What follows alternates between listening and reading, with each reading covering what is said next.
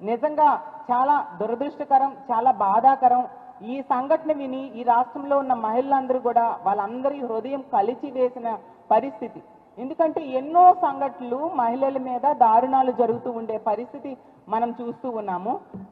సాక్షాత్తు ముఖ్యమంత్రి సొంత నియోజకవర్గంలో ఎలాంటి సంఘటన జరుగుతూ ఉందంటే ఇంకా రాష్ట్రంలో ఉన్న మహిళలకి రక్షణ ఎక్కడ ఉంటుందని నేను అడుగుతూ ఉన్నాను. హోంమంత్రి గారు చెప్పారు, ఈ రాష్ట్రంలో కూటమి ప్రభుత్వం అధికారంలోకి వచ్చింది, మహిళలందరూ ప్రశాంతంగా నిద్రపోవచ్చు అని. సాక్షాత్తు ముఖ్యమంత్రి గారి సొంత నియోజకవర్గంలోనే ఒక మహిళ ఇలాంటి పరిస్థితులను ఎదుర్కొంది అంటే ఇంకా రాష్ట్రం అంతా ఎక్కడ ప్రశాంతంగా నిద్రపోతారు హోమ్ మినిస్టర్ గారు అని అడుగుతున్నా. ఇంత సంఘటన జరిగినా ప్రభుత్వం స్పందిస్తున్న తీరు మాత్రం చాలా దారుణం. ముఖ్యంగా హోంమంత్రి గారు ఒక మహిళా హోంమంత్రి అయ్యి వీడియో కాల్లో ఆవిడేమో మాట్లాడి స్పందిస్తారట. ఎంత దారుణం! వెళ్ళి ఏం జరిగిందో తెలుసుకోవచ్చు కదా. ఆవిడ తాను సొంత నియోజకవర్గంలో ఏం జరిగినా, మహిళల మీద అఘాయిత్యాలు జరిగినా వెళ్ళరు. సొంత జిల్లాలో ఏ మహిళల మీద ఇన్ని అఘాయిత్యాలు జరిగాయి, హత్యలు జరిగాయి, ఎక్కడికి వెళ్ళిన పరిస్థితి లేదు. నివాసం ఉంటున్న విశాఖపట్నంలో ఇన్ని అత్యాచారాలు జరిగినా ఎక్కడికి అయినా వెళ్ళి ఆ కుటుంబానికి భరోసా ఇవ్వడం, ఆ అమ్మాయిలకి ధైర్యం చెప్పడం ఉండే పరిస్థితి మనం చూడలేదు. అలాగే మొన్ననే చూసాము, అనంతపురం జిల్లాలో ఒక బాలికని 6 రోజుల క్రితమే తల్లిదండ్రులు కంప్లైంట్ ఇచ్చినా కనిపించడం లేదని పట్టించుకోకపోవడం వల్ల 6 రోజుల తర్వాత ఆ అమ్మాయి శవమై తేలిన పరిస్థితి చూసాం. ఇంత పెద్ద సంఘటన జరిగిన హోమ్ మినిస్టర్ గారు కనీసం పట్టించుకోలేదు. అలాగే శ్రీ సత్యసాయి జిల్లాలో తెలుగుదేశం పార్టీ కార్యకర్తలు ఒక మైనర్ బాలికను, ఒక దళిత మైనర్ బాలికను దారుణంగా వీడియోస్ తీస్తూ అత్యాచారం చేశారు. అది 6 నెలలు అత్యాచారం చేసి చాలా దారుణమైన పరిస్థితులను అక్కడికి కూడా హోమ్ మినిస్టర్ గారికి వెళ్ళడానికి తీరిక లేదు, స్పందించడానికి కూడా తీరిక లేదు. అంత దారుణంగా, అంత నిర్లక్ష్యంగా ఉండే పరిస్థితి మనం చూస్తూ ఉన్నాము. కానీ సాక్షి మీద తీసుకుంటే ఆ రోజు అక్రమ కేసు పెట్టడానికి, లేని విషయాన్ని సృష్టించడానికి, కంప్లైంట్ ఇవ్వడానికి మాత్రం ఈవిడికి తీరిక ఉంది. వెంటనే పోలీసుల దగ్గరికి వెళ్ళి కంప్లైంట్ ఇవ్వడం జరిగింది. వీడియో కాల్లో స్పందించడం ఏంటి హోమ్ మినిస్టర్ గారు? స్వయంగా వెళ్ళి ఏం జరిగిందో తెలుసుకోవాలి కదా. మనం ప్రజాస్వామ్యంలో ఉన్నామా, రాక్షస రాజ్యంలో ఉన్నామా?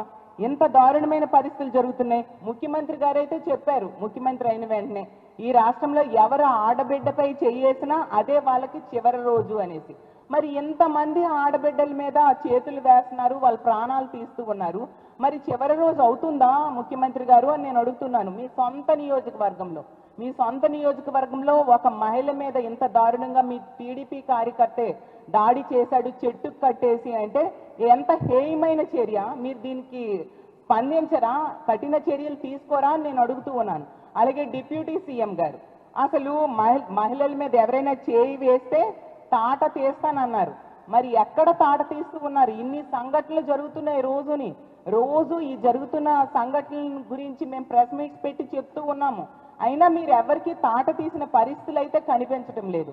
అసలు ఈ సంఘటన కూడా సాక్షి వాళ్ళు వెళ్ళి ఆ విషయాన్ని వెలుగులోకి తీసుకొస్తే అప్పుడు ప్రభుత్వం కానీ పోలీసులు కానీ స్పందించారు.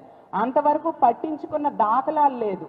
అంత దారుణంగా మహిళల భద్రత గాలికి వదిలేసిన పరిస్థితి ఈ రాష్ట్రంలో ఉంది. తీసుకుంటే ముఖ్యమంత్రి గారు, అలాగే లోకేష్ గారు, అలాగే డిప్యూటీ సీఎం గారు, హోంమంత్రి గారు ఏం చెప్పారు?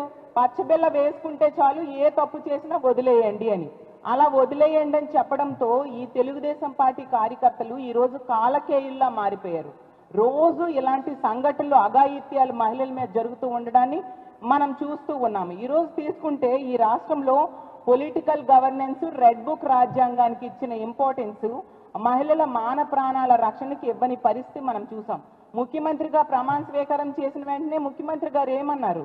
ఈ రాష్ట్రంలో ఇంకా పొలిటికల్ గవర్నెన్స్ అమలు అవ్వాలి అని చెప్పి కలెక్టర్లకి, ఎస్పీలకి ఆదేశాలు పబ్లిక్గా ఇవ్వడం జరిగింది. దాంతో కార్యకర్తలకి భయం ఎక్కడ ఉంటుంది? అసలు ఇన్ని వరుస సంఘటనలు జరుగుతూ ఉన్నాయంటే దానికి కారణం ఏంటి? ఒకే ఒక కారణం, ఇలాంటి తప్పుడు పనులు చేసినా ఎటువంటి శిక్షలు ఉండవు, పట్టించుకునే నాదుడు ఉండడు ఈ రాష్ట్రంలో అనేది ఇలాంటి దుర్మార్గులకి భయం లేకుండా పోయింది. దానివల్ల ఇలా వరుస సంఘటనలు వినాల్సిన పరిస్థితి. మరి అనంతపురంలో మనం చూసాం ఎంత దారుణంగా. అనంతపురం, ఉమ్మడి అనంతపురం జిల్లాలో ఒక చాలా దారుణమైన సంఘటనలు విన్నాం మనము. ఒక అమ్మాయిని హత్య చేయడం, ఇంకో అమ్మాయిని 6 నెలలు అత్యాచారం చేయడం. కనీసం రాష్ట్ర ప్రభుత్వంలో ఎవరైనా వెళ్ళి ఆ కుటుంబానికి పరామర్శలు చేశారా? ముఖ్యమంత్రి గారు కానీ, హోంమంత్రి గారు కానీ, స్థానిక మంత్రులు కానీ ఎవరైనా పరామర్శ చేశారా? ఆ కుటుంబాలకు ధైర్యం చెప్పారా? ఒక ఆర్థిక భరోసా ఇచ్చారా? అసలు ఈ రోజు అసెంబ్లీ సాక్షిగా మీరే చెప్పారు, రోజుకి 70-80 సంఘటనలు ఎలాంటివి జరుగుతున్నాయి, గంటకి 3-4 సంఘటనలు మహిళల మీద అఘాయిత్యాలు జరుగుతున్నాయి అన్నప్పుడు ఇన్ని సంఘటనలు ఏ ఒక్కదానికైనా మీరు స్పందిస్తున్నారా? అసలు ఈ రాష్ట్ర ప్రభుత్వం స్పందిస్తున్న తీరు అత్యంత దారుణంగా ఉంది కాబట్టి ఇన్ని భయంకరమైన సంఘటనలు ఈ రాష్ట్రంలో వినే పరిస్థితి కల్పించారు. గతంలో చూసాం, తెలుగుదేశం పార్టీ కార్యకర్తలు ఇదే మన విశాఖపట్నం జిల్లాలో, ఉమ్మడి విశాఖపట్నం జిల్లాలో పెందుర్తిలో అయితే ఒక మహిళనేమో వివస్త్రం చేసి తెలుగుదేశం పార్టీ కార్యకర్తలే దాడి చేయడం జరిగింది. అలాగే చింతమనేని ప్రభాకర్ అనే తెలుగుదేశం పార్టీ ఎమ్మెల్యే వనజాక్షి అనే మహిళను జుట్టుపట్టి ఈడ్చి కొట్టడం మనం చూసాము. అలాగే మొన్న రాజమండ్రిలో ఎమ్మెల్యే తాలూకా అనుచరుడే ఒక టీడీపీ కార్యకర్త ఒక మహిళను గర్భవతం చేసి అబార్షన్ చేయిస్తే ఆమె కంప్లైంట్ ఇచ్చినా కంప్లైంట్ తీసుకోని పరిస్థితి. మా పార్టీ నాయకులు దాని మీద ఆందోళన చేయడం జరిగింది, మనందరము చూసాం. అంటే తెలుగుదేశం పార్టీ కార్యకర్తలు ఎంత దుర్మార్గంగా వ్యవహరిస్తున్నారు, మహిళలని ఎంత దారుణంగా ఈ విధంగా ఇబ్బంది పెడుతున్నారు అనేది మనం అర్థం చేసుకోవచ్చు. ఇన్ని సంఘటనలు జరుగుతూ ఉన్నా, ప్రతి జిల్లాలో ప్రతి రోజు కూడా ఇలాంటి సంఘటనలు జరుగుతూ ఉన్నా ఒక మహిళా హోంమంత్రి గారు ఎందుకు స్పందించట్లేదు? వీడియో కాల్లో స్పందించడం ఏంటి? స్వయంగా వెళ్ళాలి కదా, అవసరం లేని వాటికి ప్రెస్ మీట్స్ పెడుతూ ఉంటారు కదా. ఇన్ని అఘాయిత్యాలు జరిగినప్పుడు మీరెందుకు స్వయంగా వెళ్ళి వాళ్ళకి పరామర్శ చేసి ఓదార్పునివ్వటం లేదు అని నేను అడుగుతూ ఉన్నాను. అలాగే తీసుకుంటే ముఖ్యమంత్రి గారు ఎప్పటికైనా ఈ మహిళల రక్షణ మీద స్పందించండి, మహిళల రక్షణ కోసం రివ్యూలు పెట్టండి, సమీక్షలు చేయండి. ఇవి మీరు అధికారంలోకి వచ్చి సంవత్సర కాలం, ఒక ఏడాది గడిచింది, ఎప్పటికీ ఒక్క రివ్యూ కూడా మీరు మహిళల రక్షణ కోసం చేపట్టలేదు అనేది అందరికీ తెలుసు. ఒక్క రివ్యూ కూడా మహిళల రక్షణ కోసం చేపట్టకపోవడం వల్ల ఈరోజు ఇన్ని దారుణాలు జరుగుతూ ఉన్నాయి. పోలీసులందరినీ కూడా రెడ్ బుక్ రాజ్యాంగం అమలుకే ఉపయోగిస్తూ ఉన్నారు. అలాగే తీసుకుంటే పోలీస్ అందరినీ కూడా కక్ష సాధింపు చర్యలకి వాడుతూ ఉన్నారు.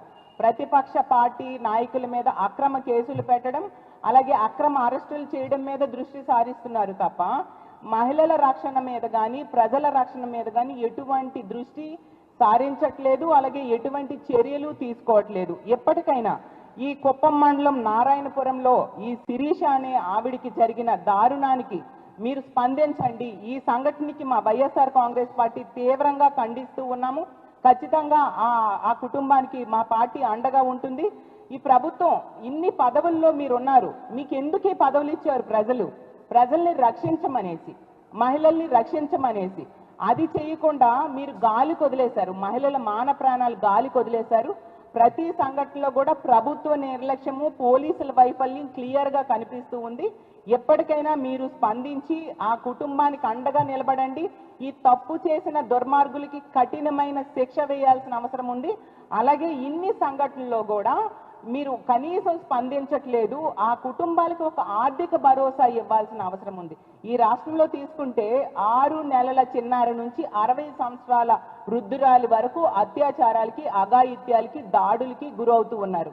ఇన్ని సంఘటనలు ఏ ఒక్క సంఘటనకైనా మీరు వెళ్ళి స్పందించి ఆ కుటుంబానికి అండగా నిలబడడం కానీ, ఆర్థిక భరోసా ఇవ్వడం కానీ జరగలేదు. ఎప్పటికైనా రాష్ట్ర ప్రభుత్వం కళ్ళు తెరుచుకొని మహిళల రక్షణ మీద దృష్టి పెట్టండి. ఈ కుటుంబాలన్నిటి కూడా ఆర్థిక సాయం ఇవ్వాల్సిందిగా కోరుతున్నాము. ఇవే కనుక కొనసాగితే ఎప్పటికే ఈ రాష్ట్రంలో ఉన్న మహిళలు తమకిచ్చిన హామీలు అమలు చేయలేదు సరికదా, రక్షణ కూడా ఇవ్వలేని పరిస్థితిలో ఒక అసమర్థ ప్రభుత్వం నడుస్తూ ఉందని అత్యంత బాధపడుతూ ఉన్నారు. అసలు కూటమికి ఓట్లేసిన మహిళలు అయితే ఎందుకు ఓట్లేసామని బాధపడుతూ ఉన్నారు. తీవ్రమైన వ్యతిరేకత ప్రారంభమైంది. ఇదే గనుక కొనసాగితే మహిళల సపోర్ట్తో ప్రభుత్వం మీద ఒత్తిడి తీసుకురావడానికి మా వైఎస్ఆర్ కాంగ్రెస్ పార్టీ సిద్ధంగా ఉందని తెలియజేస్తూ సెలవు తీసుకుంటున్నాను.